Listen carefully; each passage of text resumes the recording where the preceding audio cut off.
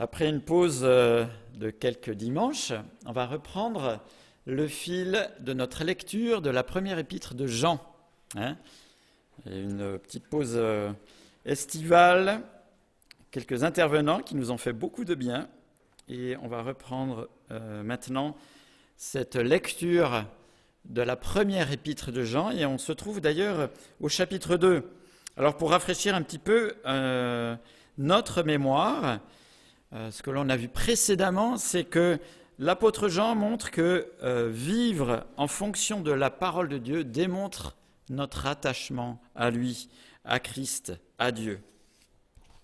Alors ça conduit à deux incompatibilités. La première, c'est que on ne peut pas dire qu'on aime Dieu si on ne met pas en pratique ses commandements. Et un des commandements qui était souligné, c'était l'amour pour le prochain. Et l'autre incompatibilité, c'est qu'on ne peut pas avoir une préférence pour les valeurs de la société, de notre monde, par rapport à ce que Dieu nous montre dans sa parole. Et d'ailleurs, pour ce faire, l'apôtre Jean rappelle ce qui est réellement de la lumière, ce qui est des ténèbres, de ce qui est de Dieu, de l'ennemi de Dieu, de ce qui est de Christ et aussi de là où Christ nous a tirés. Il montre bien ces deux aspects-là. Alors bien sûr, en lisant une telle épître, on peut se dire qu'on se sent des fois peut-être condamné parce que, évidemment, on se trouve des fois dans des situations qui ne sont pas glorieuses. Mais l'apôtre Jean rappelle quelque chose, c'est qu'on a un avocat auprès de Dieu, Christ, qui témoigne que nos manquements, nos péchés, il les a portés, vaincus et résolus à la croix. Si nous nous attachons à lui, ce que Christ a fait est mis à notre compte. Alors, pourquoi l'apôtre écrit-il tout cela ?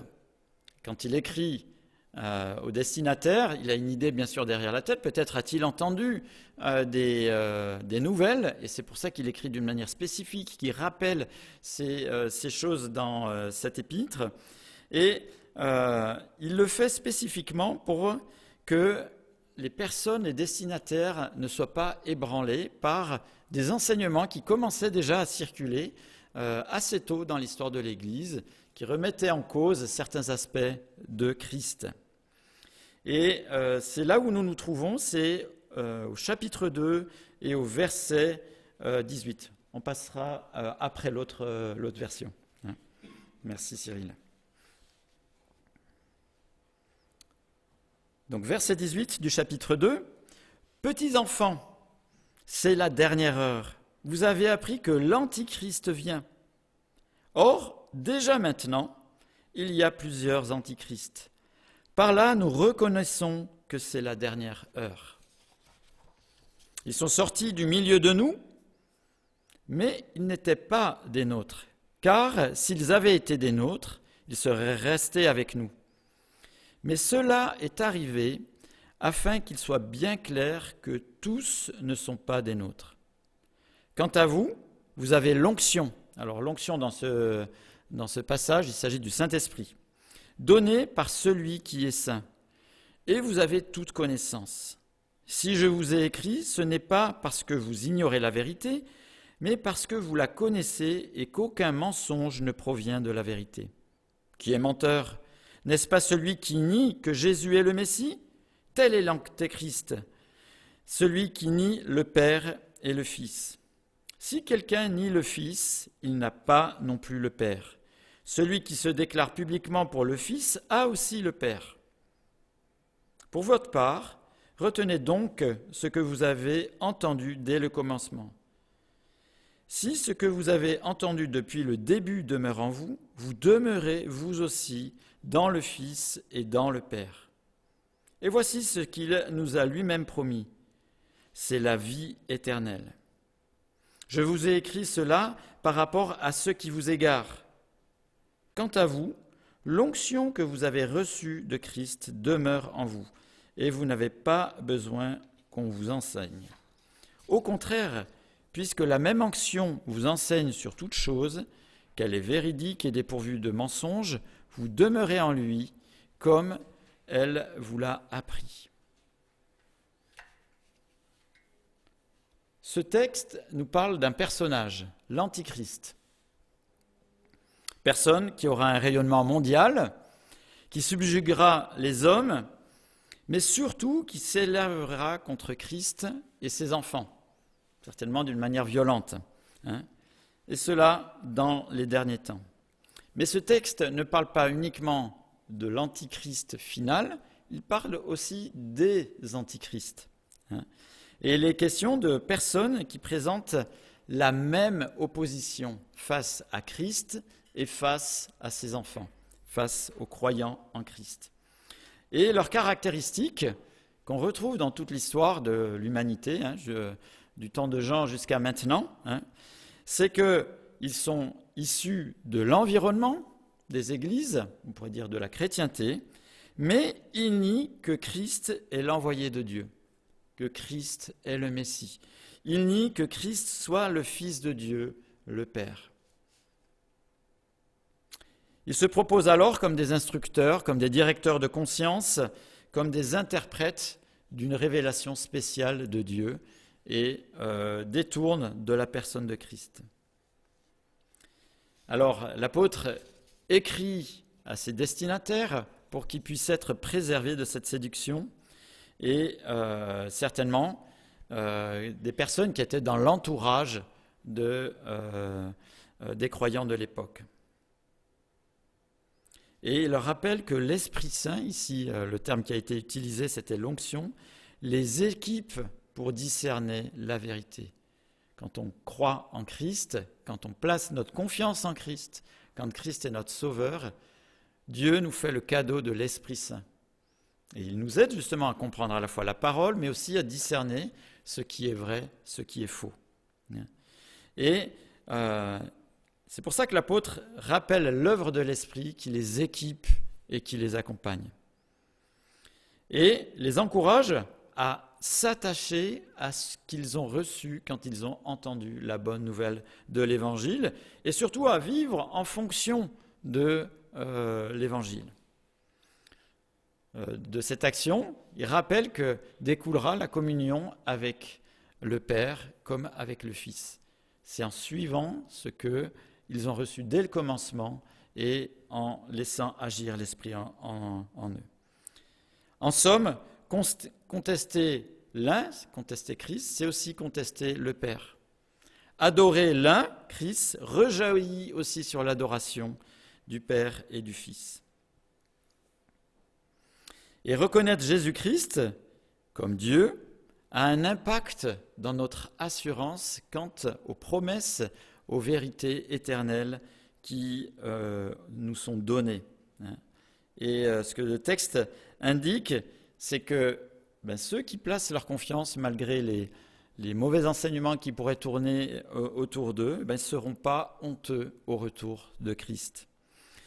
Et puis l'apôtre finit par cette remarque rassurante que finalement, on reconnaît tôt ou tard un arbre aux fruits qu'il produit. Et qu'on entend des fois peut-être beaucoup de choses, mais laissons le temps et on verra quels fruits procèdent de ce qui est dit à droite ou à gauche.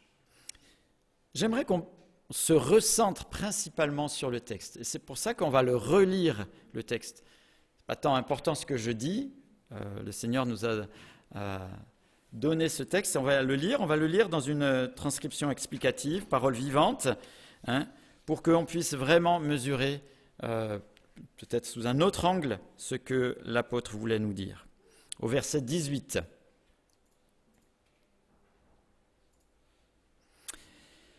Mes enfants, nous entrons dans les temps décisifs. Vous avez appris qu'un antichrist doit venir. Dès à présent, beaucoup d'antichrists ont paru sous bien des formes. Cela nous montre bien que nous sommes entrés dans la dernière heure. Ces adversaires du Christ sont sortis de chez nous, mais en réalité, ils n'ont jamais été des nôtres. En effet, s'ils l'avaient été, ils seraient restés parmi nous. Or, ils nous ont quittés pour qu'ils apparaissent bien clairement que tous n'étaient pas réellement des nôtres. Vous, par contre, vous avez reçu le Saint-Esprit de la part de celui qui est saint. Chacun de vous a donc la connaissance voulue. C'est pourquoi je ne vous écris pas non plus comme à des gens qui ignoreraient la vérité, parce que vous la connaissez. Vous savez qu'aucun mensonge, aucune erreur ne provient de la vérité. Où trouvons-nous donc le mensonge et l'erreur? Là où on nie que Jésus est le Christ, loin de Dieu. Tout homme qui refuse de reconnaître le Père et le Fils est un antichrist. Car celui qui nie que Jésus est le Fils de Dieu ne connaît pas non plus le Père. Celui qui reconnaît que Jésus est le Fils de Dieu est aussi en communion avec le Père. Donc tout est clair, et là, au verset 24, c'est un petit peu comme s'il y avait l'application, la conclusion. C'est pourquoi gardez soigneusement dans vos cœurs l'enseignement que vous avez reçu dès le début. Si ce que vous avez entendu dès le commencement demeure en vous, vous resterez aussi en communion avec le Fils et avec le Père. Et vous serez au bénéfice de la promesse que Jésus lui-même nous a faite, vous aurez la vie éternelle. Voilà ce que je tenais à vous écrire pour vous mettre en garde contre ceux qui essaient de vous égarer. Rappelez-vous que vous avez reçu du Seigneur la marque de l'Esprit qui demeure en vous. Vous n'avez donc pas besoin que des instructeurs particuliers viennent vous instruire. Son Saint-Esprit vous a marqué, vous enseigne tout ce que vous avez besoin de savoir. Et il vous enseigne la vérité, jamais l'erreur. Obéissez donc à ses enseignements et demeurez en communion avec lui. Oui, mes enfants, restez unis au Seigneur pour qu'au moment où il paraîtra, nous soyons remplis d'une joyeuse assurance et que nous n'ayons pas à nous cacher devant lui lors de son avènement. Alors ce texte était bien sûr destiné au premier lecteur, au destinataire auquel l'apôtre écrivait, mais Dieu a désiré que ce texte nous parvienne et a veillé soigneusement que ce texte nous parvienne jusqu'à nous aujourd'hui, pour qu'il n'y ait aucun trouble dans notre esprit. Et c'est un rappel que fait l'apôtre. L'apôtre, aidé du Saint-Esprit, écrit ça pour que l'œuvre de l'Esprit en nous soit très claire sur la divinité de Jésus, sur sa position de Fils et sur sa mission de rédemption en tant que Messie. Qu'il n'y ait aucun trouble par rapport à ça. Et que toute personne qui le nie soit clairement dans notre tête démasqués comme des personnes qui ne viennent pas au nom de Dieu, au nom de Christ. Alors pourquoi c'est si important que on soit bien au clair sur la divinité de Jésus, qu'on soit bien au clair sur la position de Fils de Jésus-Christ, sur sa mission de rédemption et de Messie. Si Jésus n'est pas Dieu, si il n'a pas ce caractère divin, alors il n'est qu'humain, comme nous, faillible comme chacun d'entre nous, pécheur. Donc son sacrifice sur la croix ne peut être recevable par le Père, parce que c'est un sacrifice entaché du péché. Ce qui veut dire que l'humanité est perdue et qu'on n'a pas à perdre de temps à être ici le dimanche matin. Notre foi serait vaine, inutile, religieuse, culturelle. Inutile. Mais l'apôtre rappelle bien ici, Jésus est bien le Fils de Dieu, il est bien Dieu. Et sa présence au milieu des hommes l'a prouvé. Complètement Dieu, complètement homme. Alors ça nous dépasse, fort heureusement, parce que si ça ne nous dépassait pas, ce serait quelque chose de totalement humain et pas quelque chose de divin. Et Jésus a pris à son compte le péché de chacun d'entre nous, le péché de chaque homme. Il en a subi les conséquences. Il a subi la condamnation de tout ce péché sur la croix. Et comme il était Dieu, comme il était parfait, il en a eu la victoire. S'il n'avait pas été Dieu, il n'aurait pas été parfait, il n'en aurait pas eu la victoire. Et comme il était parfait, le Père a reçu favorablement ce sacrifice. Dès lors, tout homme peut reconnaître en Christ l'unique solution pour rétablir la communion avec Dieu, la communication et la vie avec le Père. Alors ce texte n'invite pas à la chasse aux sorcières, c'est-à-dire à passer notre temps à essayer de détecter, de dénoncer tous les mouvements qui nient que Jésus n'est pas Dieu. Que ce soit des mouvements religieux ou que ce soit des mouvements plus généraux. Dans notre société, il y a beaucoup d'idéologies qui vont dans ce sens-là, qui soient relayées par les médias, par l'enseignement scolaire ou par les habitudes de notre société. Là, il y a beaucoup de choses qui foisonnent. Et on pourrait être obnubilé par rechercher justement et à essayer de dénoncer tous les mouvements, toutes les idées qui nient que Jésus n'est pas Dieu. Mais ce n'est pas ce qu'est en train de dire ici l'apôtre Jean. Et il dit plutôt que nous ayons une vie qui soit ancrée et cohérente en Jésus. Vivre clairement la vie avec Jésus. Rechercher tous ces messages défaillants est infini. Et on pourrait passer plus de temps à les rechercher, à les dénoncer, et puis finalement on ne passe plus du tout de temps dans la vérité auprès de celui qui est la vie. Alors, ça ne veut pas dire qu'il faut se désintéresser de ce qui se passe autour de nous, qu'il faut être benêt et pas du tout avoir de la clairvoyance par rapport à tout ce qui nous est dit autour de nous. Mais notre place n'est pas uniquement dans la dénonciation et à être tout le temps là-dedans. Notre place, elle est en celui qui est la source de vie. Et plus on s'abreuve à celui qui est la source de vie, plus on voit d'une manière naturelle ce qui n'est pas de lui. Donc c'est cet équilibre qu'il faut avoir, mais l'apôtre ici insiste sur le fait de vivre en communion avec le Fils, et comme ça on est aussi en communion avec le Père, à vivre d'une manière cohérente notre vie de croyant et de racheté.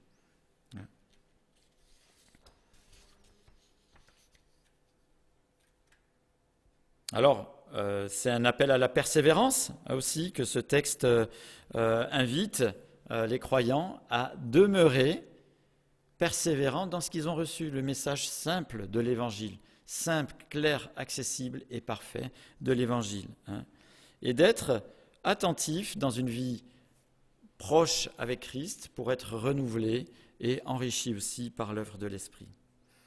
Alors pour nous, comme pour à l'époque où l'apôtre écrit cette lettre, à nous de veiller personnellement pour que on cultive cette relation avec Dieu, qu'on le connaisse pour réellement le vivre. Et puis qu'en tant qu'assemblée, et c'est la responsabilité de chacun, qu'on veille à ce que le message que l'on annonce, que l'on chante, soit bien le message de Christ et soit pas un message qui soit juste à côté ou sur un particularisme qui serait juste à côté. Alors comme ce texte pointe sur la personne de Christ, je vous propose d'entonner pour affirmer notre joie, notre adoration, nos convictions, Fils de Dieu.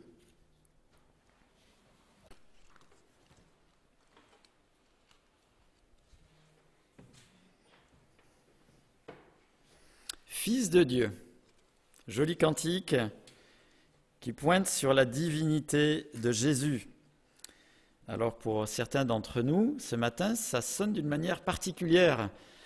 Je pense au groupe de maison du mercredi, parce que c'est le sujet qu'on a partagé mercredi soir. Qu'est-ce qui nous montre dans la Bible que Jésus est bien Dieu ? Et je préparais la soirée mercredi chez Francis et Catherine, et Francis Colère m'a rappelé cette ce verset de Hébreux 1 au verset 8 qui dit spécifiquement « Mais il dit au Fils, ton trône, ô Dieu, est éternel. » Dans cette petite phrase, il est rappelé à la fois que c'est quelqu'un qui règne, qui est Dieu, et qui est éternel. Alors, nous n'avons pas forcément une aussi belle mémoire des versets que Francis. Et donc, dans cette soirée, nous nous sommes efforcés de rassembler ceux qui, dans nos lectures de la Bible, nous montrent que Jésus est bien Dieu.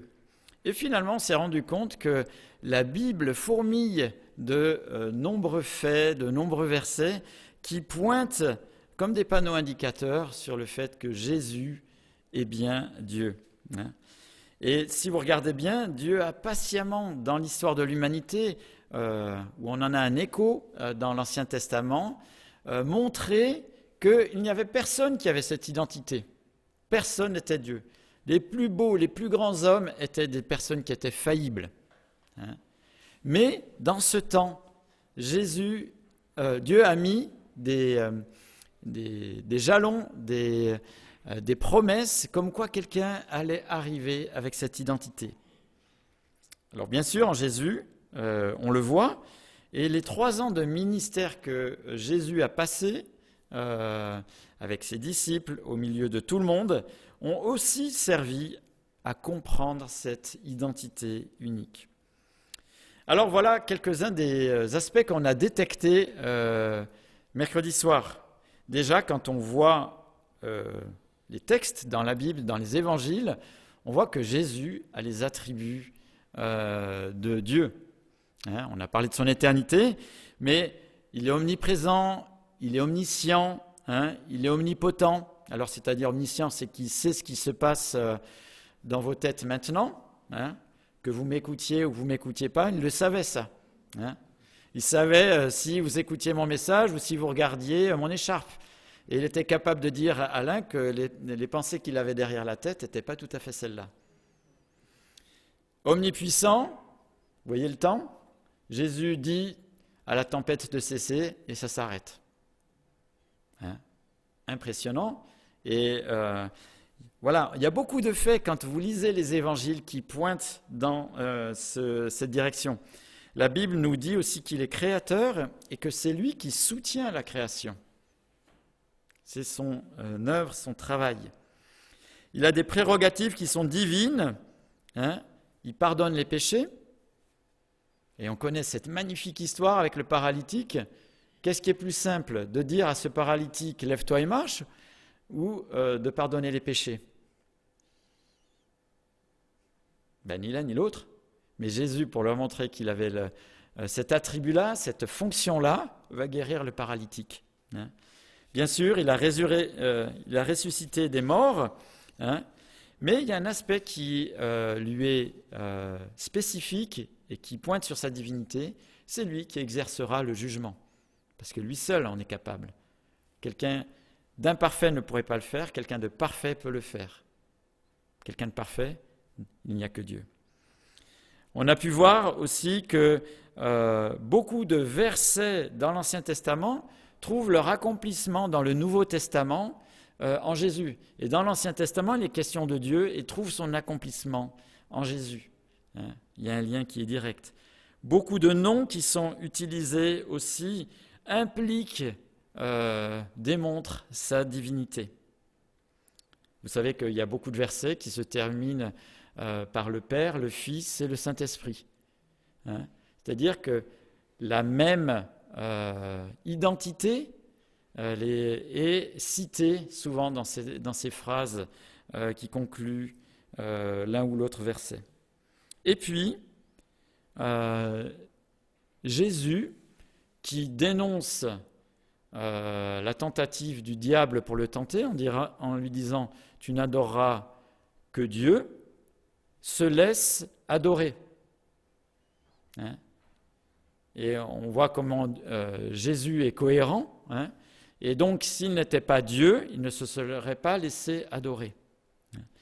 Et donc, je vous invite, quand vous lirez la parole de Dieu, à avoir des attentions aiguisé justement pour détecter, ah ben tiens là, oui, c'est un verset qui pointe sur la divinité de Jésus, et que ça puisse nous nourrir, nous rassurer, conduire à la louange et aussi à l'adoration.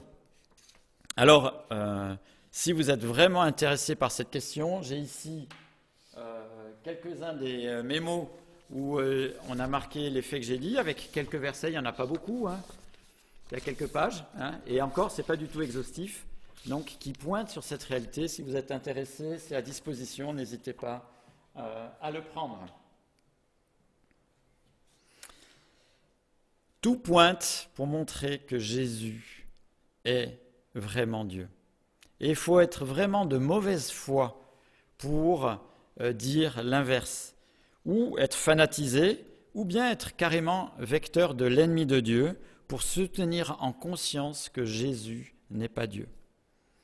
Mais d'un autre côté, on peut penser à tous ceux qui sont victimes de ces enseignements, de ces idéologies, la culture des fois, le matraquage, que ce soit médiatique ou autre enseignement, qui font que des personnes sont baignées avec cette idée-là et ont une idée fausse de la personne de Jésus. Et que Dieu nous aide justement à avoir du tact, à essayer de montrer l'un ou l'autre aspect justement pour que la réelle identité de Jésus puisse germer dans la conscience, la pensée, dans le cœur de nos interlocuteurs. Et j'aimerais, pour que on ne passe pas à côté de la grandeur de Jésus, de sa divinité, qu'on puisse entonner un autre cantique, majesté, hein, rendre la majesté à notre Seigneur Jésus.